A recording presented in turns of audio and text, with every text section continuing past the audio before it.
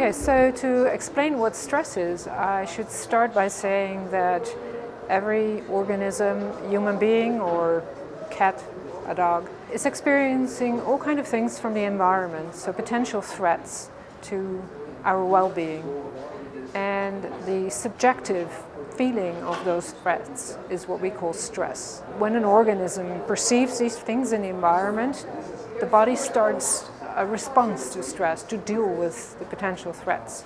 And that's what we call a stress response. Basically consists of two parts. So one is a system that gives the release of adrenaline. I think a lot of people have heard of adrenaline.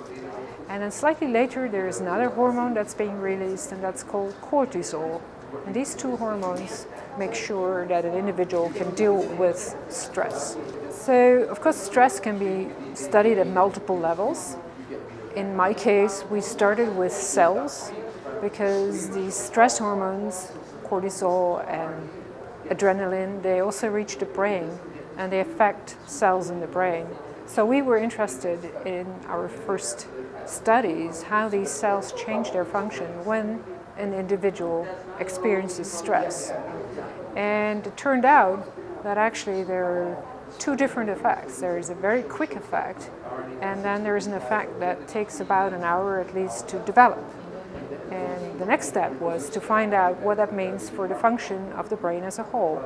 And of course the brain is known as the organ that helps us think and make decisions and to feel things or to see, have emotions. And those are the kind of things that we studied next to see how stress affects them.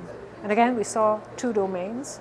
One domain showing that there is a very rapid effect of stress, making us take emotional decisions. So maybe not so well discussed, maybe not so wise for the future, but very important for the immediate situation.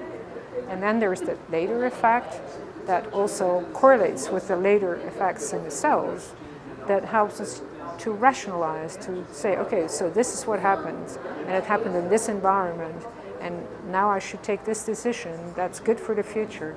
So that's the two phases of stress in the brain. So the immediate response to stress, so that quick one and the one after an hour, that's what we call immediate. It's taking place over the course of hours.